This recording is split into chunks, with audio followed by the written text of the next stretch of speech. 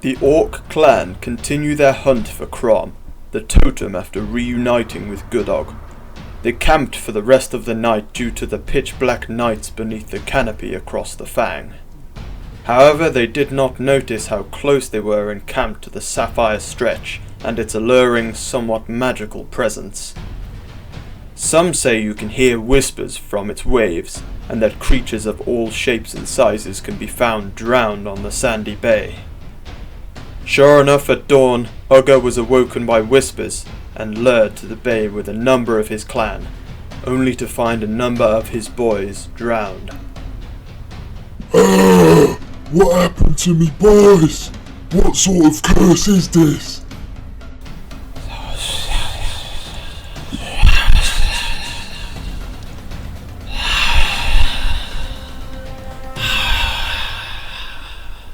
Oi!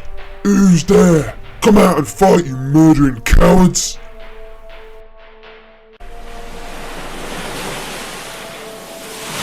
Oh well, that's just not fair, is it?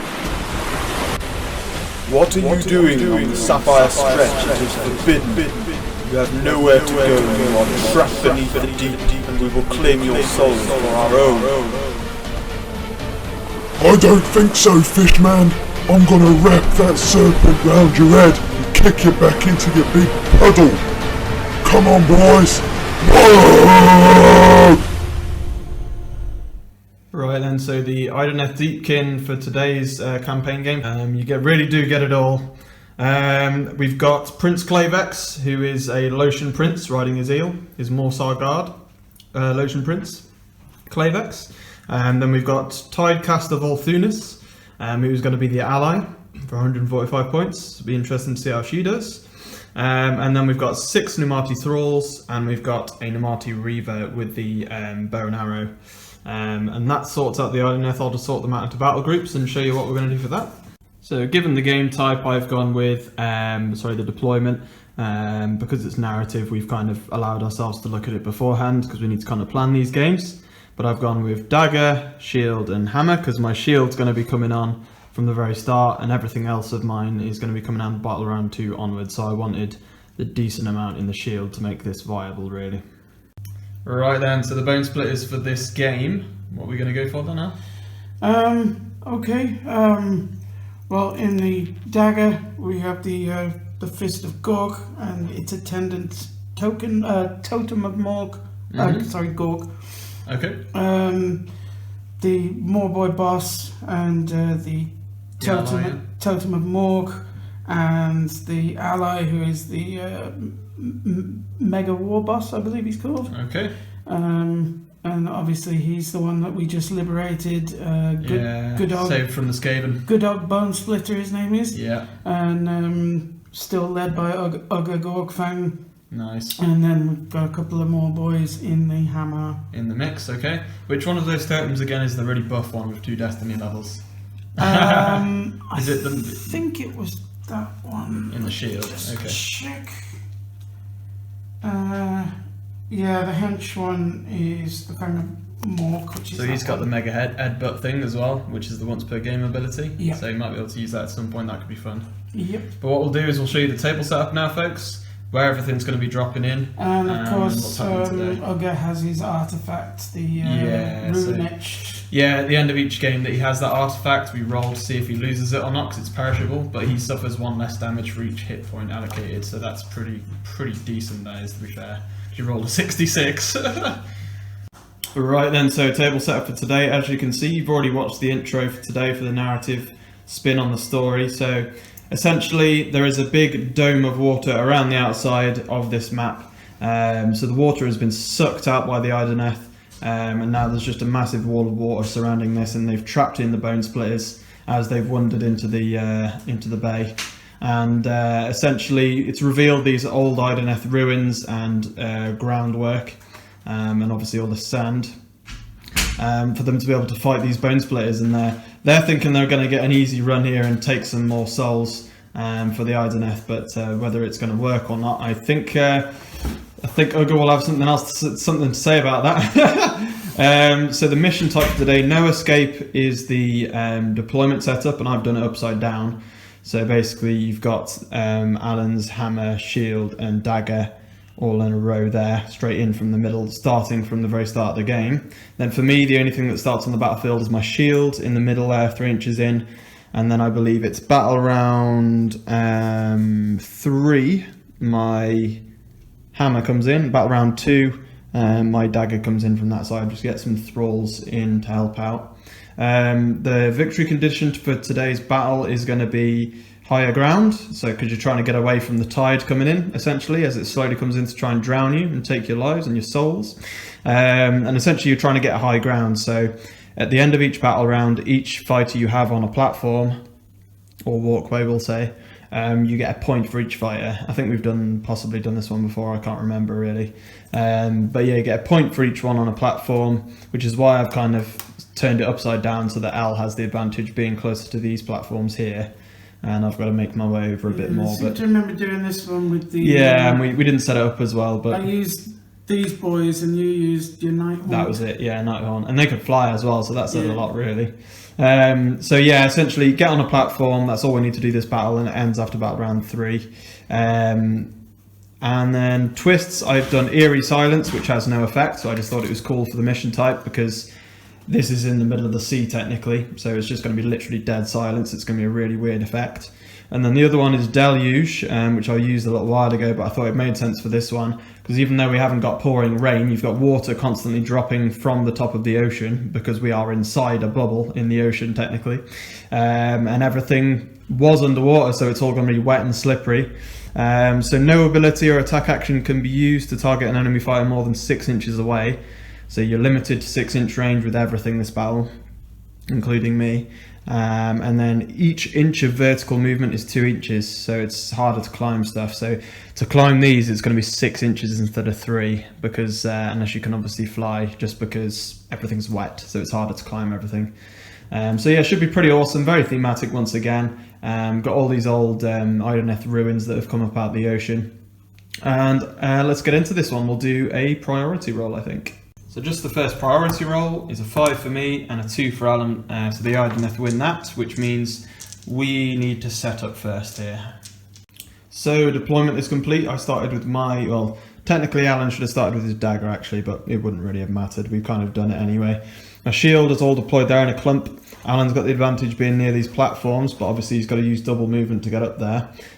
So he's got his kind of conga line going on here, so I'm sure he's going to start going for those platforms pretty soon, because my Ishlean prince is sorry, I forgot his name now. It is Clavex, Prince Clavex.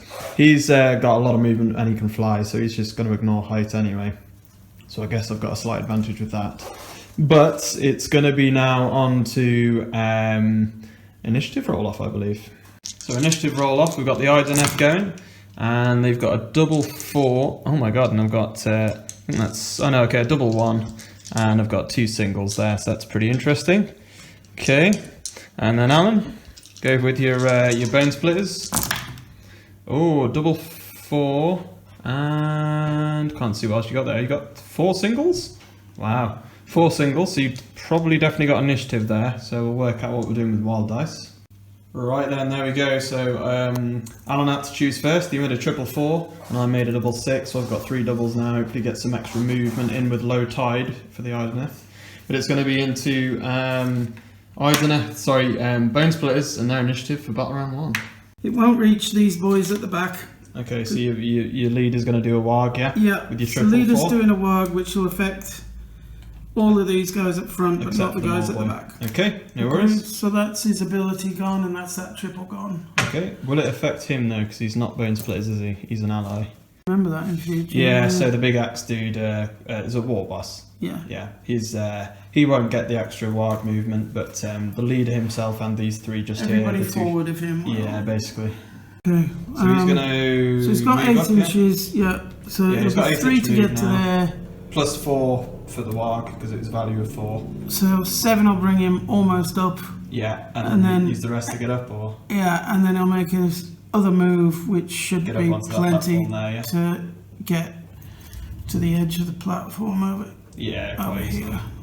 Yep, getting up right onto the end there. Nice.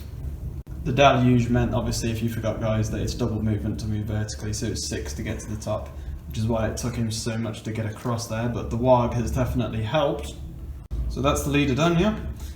It's on to we'll go with my Ishlean Prince, I think, and he's going to use low tide to make an extra movement for a double. I'm going to use a double 6. I can only use this in the first battle round because it's low tide. Value of 6 means I get an extra bonus 6-inch move. So that was his free 6-inch move, and because of the value on the dice was 6 for low tide. Then he's got 10-inch movement. Wow, nice. So first action, he's going to fly up onto the walkway with the leader. And then second action, he'll make an attack against the leader. Okay, he's actually moved back slightly because it's actually range 2, so as long as he's on the platform, I'm happy with that. So it's a range 2 attack with his big trident for 3 attacks, strength 4. So here we go, it's 3 attacks, and it's strength 4, toughness 4 for the leader. But Ugga does have an lesser artifact after last battle, one of the best you can get. You reduce each hit and critical hit by 1 point of damage to a minimum of 1. And lucky for Alan, my attacks are 2 minimum, so they're going to go down by 1 no matter what. So let's see what we get here on 4s. And I only got 1 hit anyway, which is only 1 point of damage instead of 2 because of your relic. So totem's going, yeah, 6 inches to get up to the top there, plus a couple I guess because he's plus 4-inch movement for the warg, and then he's just going to move across a bit, yeah. Might as well get yourself right on there and let other people up, I guess. There we go. Yeah, using the second action to get him right to the back so that you've got space to get everybody else on there, because with the warg this turn I think you'll be able to get most stuff up there that was within range of the warg. I'm going to use the double 4 and activate the Tidecaster to be able to use the low tide ability again, but the allies have the exact same low tide for the first battle round ability to use.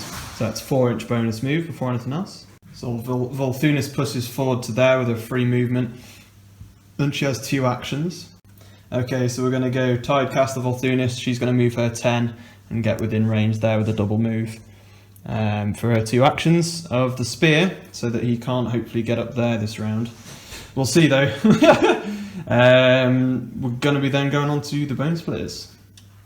Okay, so the war boss has moved a couple of inches to the edge of the wall and then used 6 to get up to the top there with the rest of his movement for a double move. So he's up to the top of the platform. Nice.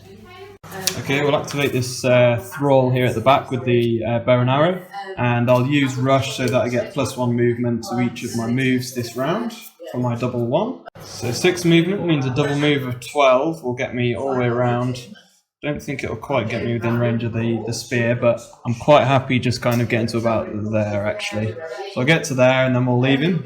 So I've ended up putting the Reaver just there so that he's kind of within range of these 2. So activating the Fang again, Yeah. disengaging. So he's going to disengage. Come back 3 inches roughly that way, and then use the rest of your movement because you've got a good amount of movement to be able to move up the wall there. So moving up the side and getting on top there as well. So then for my activation, I'm just going to double move a thrall around there, and it basically gets me to the bottom of the walkway for 10 with a double move to there with the thrall. 5 inches to get over the edge there. Okay, so the totem has moved 8 straight through to the middle there, and then second action. He's got his range, hasn't he? I forgot about that. Yeah, that's he could reach either of those. Okay, you thinking? Reaver? Yeah, kill the weak one. Okay, go for it. Okay. Okay, so just realised something, folks. It's the first time I've used Idoneth, to be fair.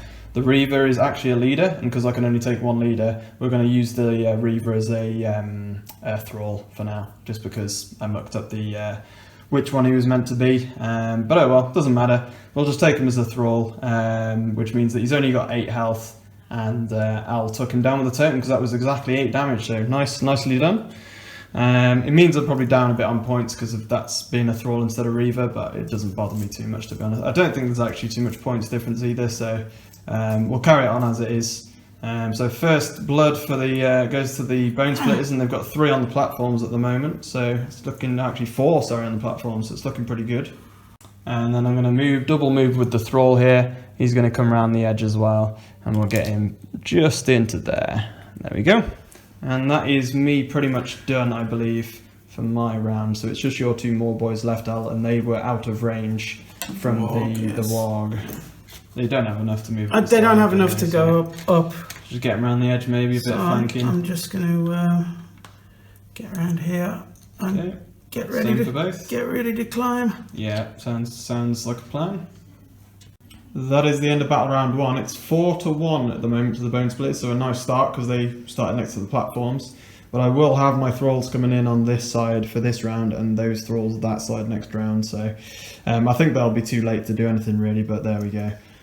So it's going to be pretty much 4-1, and we'll do a roll-off for initiative for battle round 2 here. Okay, Bonesplitterz, go for it. Let's see what you get for initiative this round. You've got double 1 and 4 singles again. Okay, but you've got 1 wild dice to use this round again. And then for the IDNF, see what they get. And they're getting a double 4 and 4 singles. What in the world is this? Right then, so we need to roll off then so you get to initiative, Al, because we've both got the same number of singles somehow. Both got 4 singles. So a 6 for me, see what you get. A 2, so IDNF have the initiative currently.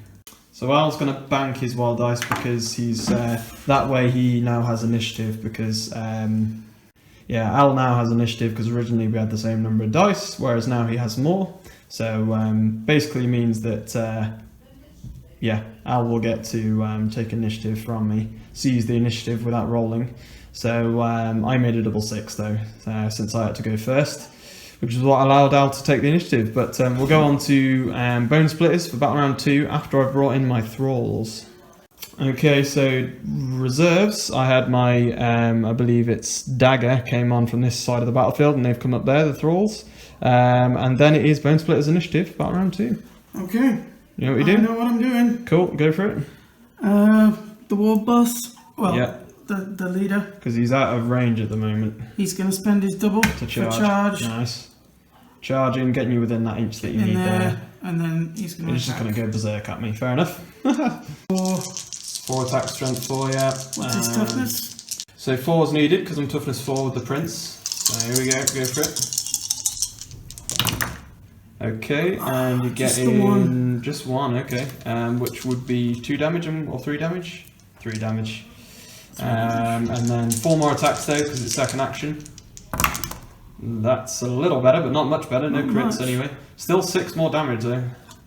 26 HP remaining on the eel. That is going to be a hell of a matchup, probably for the whole game, to be honest.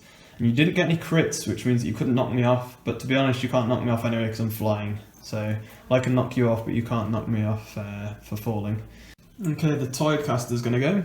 She's just going to move to the edge and then 6 up to the top with her 2 actions. And then she's going to use an ability at the end of her activation, Riptide, to target your Fang.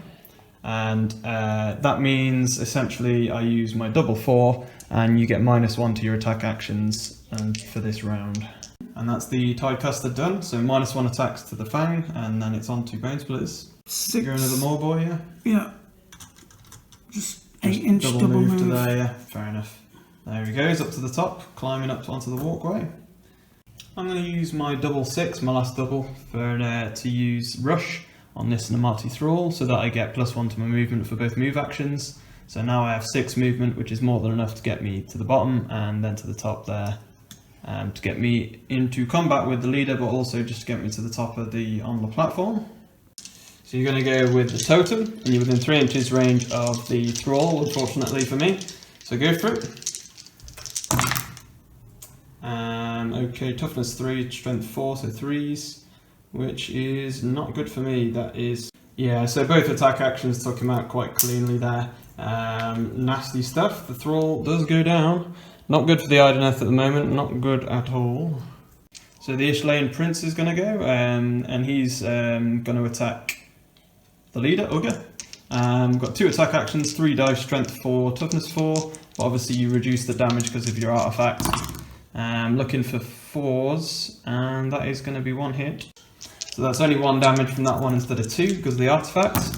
Second, oh dearie me, triple 1.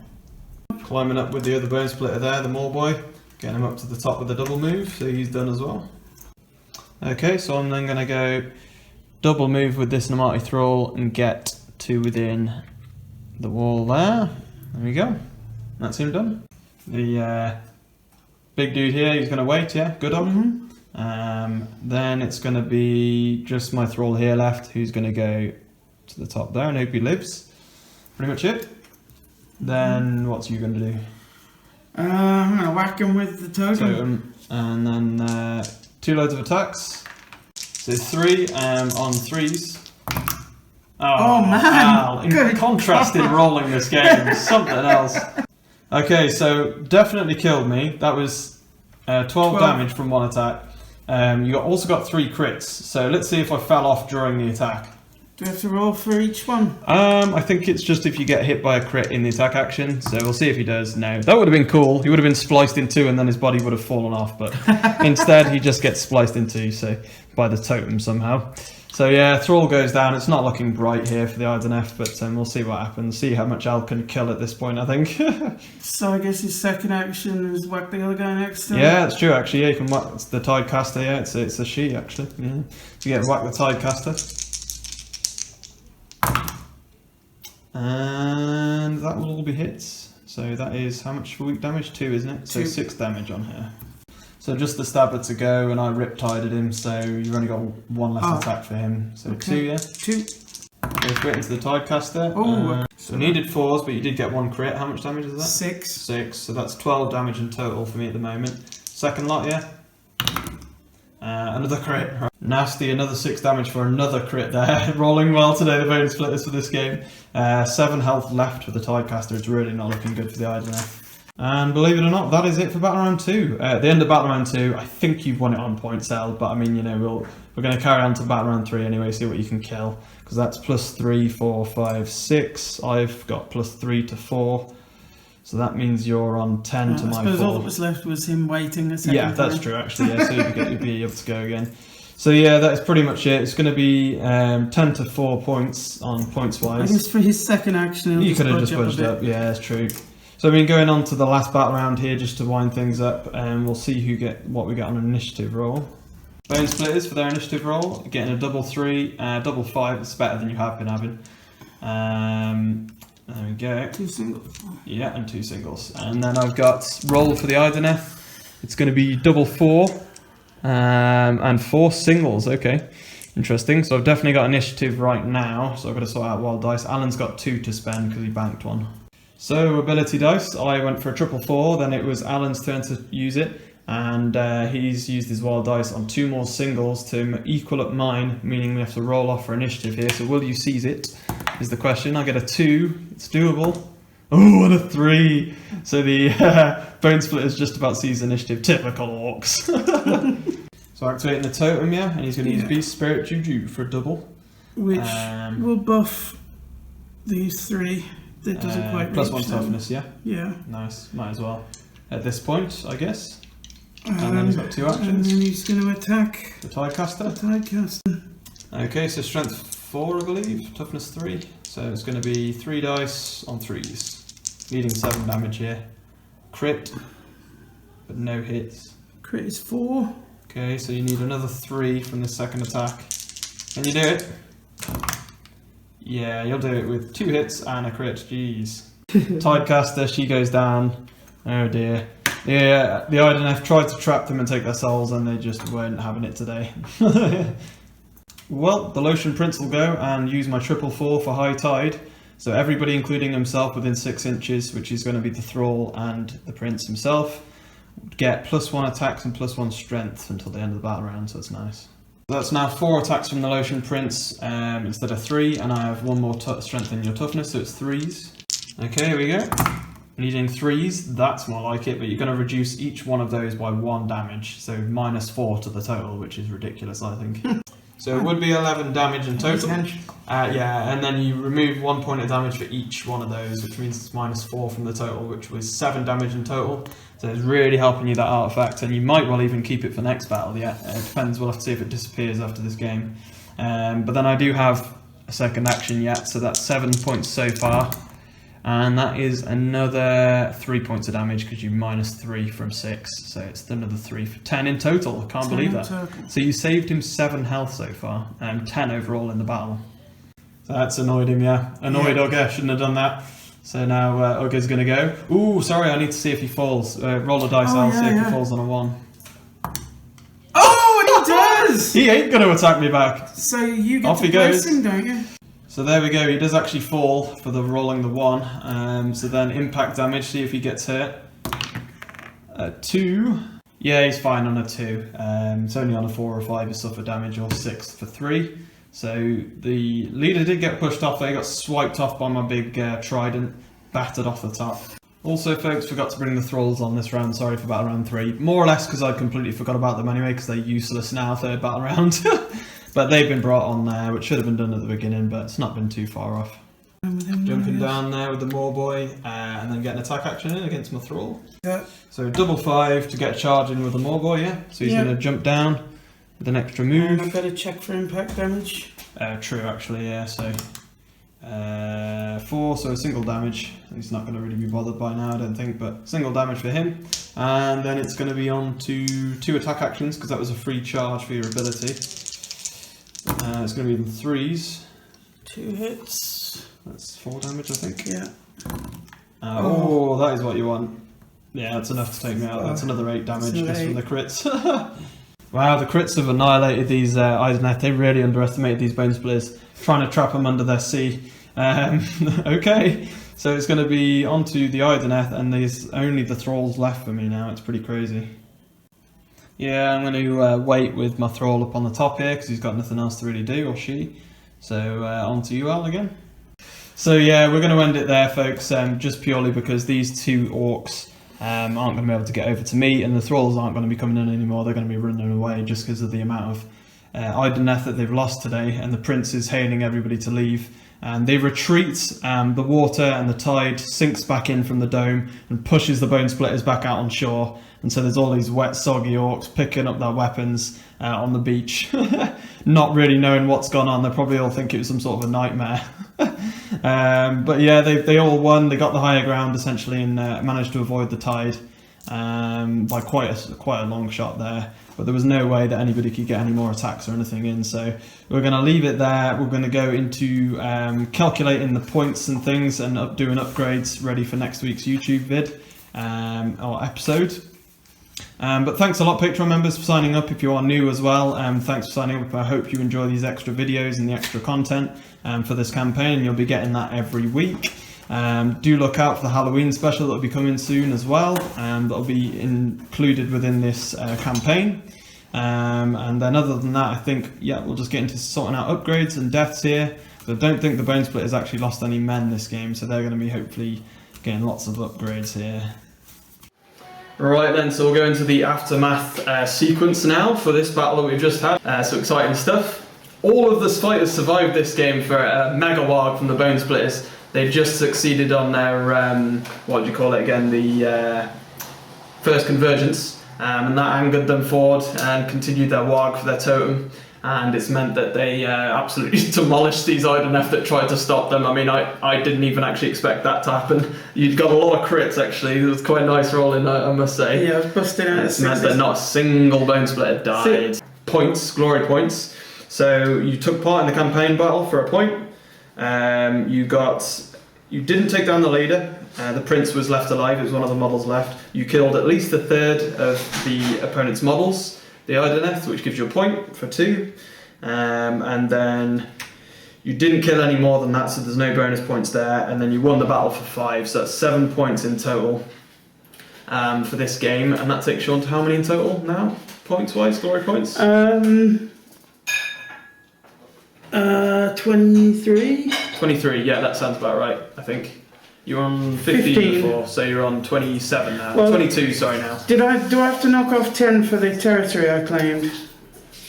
No, you don't spend them, you just gain 1 for each 10 you get. So basically you're on 22 points now, meaning you've got a second territory, and you've got 1,100 points per game to spend on fighters now, which is awesome.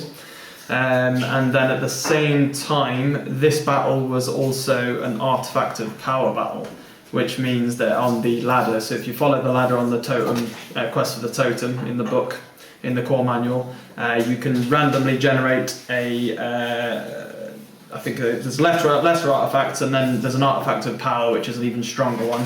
So there happens to be an artifact in this game that came from the victory, essentially. You don't actually have to win the battle, but you just have to take part in it. Once you get to it, you get that artifact of power.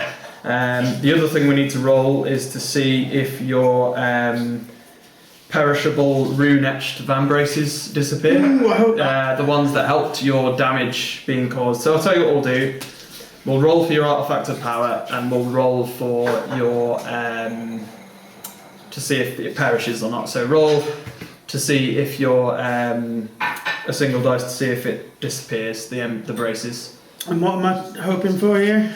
You want, so it is perishables go on a 4+, it returns its power and can remain in your warband roster. On a 1 to 3 you lose it. Right. So see what you get. So I'm trying to go high. Yep. No! He loses it. He used it all in that battle against the prince. It was a soaked up all the power. It was almost too good.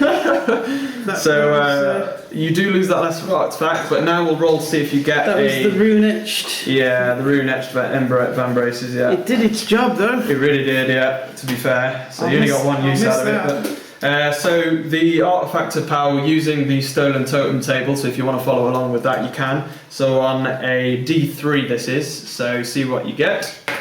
A 5, oh I like this one, it's Shrunken Head. It is common for Bonesplitterz to lug around trophies from particularly memorable hunts. I think we can say that that's the Tidecaster's head, unfortunately, from this battle. And then this Shrunken Head has powers essentially, or probably they believe it has powers, being orcs. Once per battle, the bearer can, Once per battle, the bearer can use this artifact as an action. If they do so until the end of the battle round, add 1 to the strength characteristic of attack actions made by visible friendly fighters that have a range characteristic of 3 or less whilst within 6 inches of the bearer. Whoa! Nice, yeah. Visible. And one thing to note as well is artifacts of power last forever. You don't ever lose them. They're not perishable. But yeah, so it's pretty awesome. So your Shrunken Head from the Tidecaster is now worth quite a bit by the looks of things because it gives you that once per game ability. So you're going to give that to the leader. Ogre's grabbing that. Okay. So when somebody was playing with it, and he slapped him and went, "Give it!" That's mine. So Ogre takes the head. So the leader Ogre is going to have the Shrunken Head, so you can use that action once per game. If you pick up a lesser artifact from this battle, you can once again give a lesser artifact to your leader as well. They can have both an artifact of power and a lesser artifact if they want one. Also later on in the campaign ladder there's a command trait that you can pick up as well for your leader, so he could be pretty tonked by the end. So when he comes to next take on Crom. But for now let's go into, there's no deaths, woo, so we don't even have to do the death rolls. They all lived, which means potential for a lot of destiny levels being gained here. So let's start off with Good Og on the end there. We'll go from, well, it'll be right to left for you guys. So Good Og on a single dice. No on a 3, needing 5 pluses here. It's your leader next, it's Ugga. We'll say that's cocked, I'll give you that. No. Ugga still hasn't gained a destiny level. No, he just grabs all the Fang of artifacts. Gork. I think have they already got one? Either way, he didn't get another. The More Boys, first one. No. Okay, you're using them all up now. No. Come on, I'll roll a 5. Totem of one of the totems. Hey, you get one. Okay. Gork, that is. Is that the one that's already got 2? Or is it the other one? He's got +1 move. No, it's Fang of Gork. Oh, sorry. Yeah. Totem of Gork. No, he hasn't got one at all. Okay, so the Totem of Gork hasn't been upgraded yet with the Destiny level, so he's going to gain 1. And then roll for me for the one that has already got 2 Destiny levels, which is the Totem of Mork. No, he hasn't got one again. So the only one that upgraded this game was the undestiny totem, but he's gained a Destiny level. So what would you like to do for your first Destiny level there? Would you like to... The other thing that we have been forgetting, folks, is to do re-rolls when you got Destiny levels with some fighters. Yes. I don't think there was much need for it this battle really, but we do need to try and remember that because it is quite good. You get a once per game reroll for each destiny level your fighter has or something along those lines. So let's see what the totem gets. It is on my table for the Bonesplitterz, 2d6. It's alright, roll another one. Okay, so a 6. So you haven't rolled higher than a 10 yet, which is boring. God, sorry. The 6 is the fighter can choose between an upgrade or add 1 to the move characteristic. So upgrade. Upgrade. So from the table. Mm-hmm. So roll a d6, please. Thank you very much. And you get a 2. Brutal but cunning is what the totem gains. So Gork empowers the fighter and makes them brutal but cunning. Hit harder when they are looking. So reroll 1 dice each time you make an attack action if you started the activation within 1 inch of an enemy fighter. There we go. So brutal but cunning for the totem of, I think that's Gork, wasn't it? Yeah, totem of Gork gets that. But otherwise that is up for upgrades. Let's see what you get for lesser artifacts. Use the red as a d10. So 31. Let's see what you get this time for your lesser artifacts, because you get 1 every game. You get 31. It is a Skin of Flame Ale. Interesting. So brewed in Akshi, this potent and fiery concoction fills 1 with mighty strength, if only for a few brief moments. Wow. So I think when you killed the Tidecaster, she had a bit of Skin of Flame Ale on her. But it's a consumable. The bearer can use this lesser artifact as an action. If they do so, add 1 to the strength characteristic of actions made by the fighter for a range of 3 or less until end of the battle. So if you give that to Ugga, he could consume it and increase his strength by 1 for the battle, and then he's got the artifact of power for an action which can increase strength of everybody within 6 of him as well. So I mean, it's up to you who you want to put that on, really, because you could put it on like a Fang or something, maybe, to be fair, just to up the strength, but it's up to you. What was it called again? It is the Skin of Flame Ale. I think. Who do you want to give more strength to? We'll give it to for a the 1 game thing. We'll give it to the Fang. So Fang of Gork's going to have it. Okay. So Fang of Gork gains the Flame Ale, which means you can consume that once in any game, and basically, use it for that battle and gain +1 strength. So nice. I like it. Only it's a shame we only got the 1 increase there, but chances were you should have had at least a couple more, really. So. But I believe last game you got over average, so I mean it balances out, I guess. We're going to be starting to come out of the Fang now, out of the forest, the Fang forest, and into the unmade swamps, so swamplands. So yeah, I hope you guys enjoy that one for when that one comes along. But for now, I think that's all that's left to say is WARG! Hi there, hope you enjoyed that video. Please throw a like and subscribe below, plus make sure to hit the notification bell to be reminded when new content drops. If you would like to support the channel further, you can do so via Patreon. Just hit the logo on the right hand side of the screen to visit our page. It helps with running costs, new models, terrain and better equipment, and all importantly pays for the time we put in to keep the channel alive. Thanks so much to all our members, we wouldn't be here without you. You can also check out more of our content on screen. Otherwise, have a great day and happy skirmishing.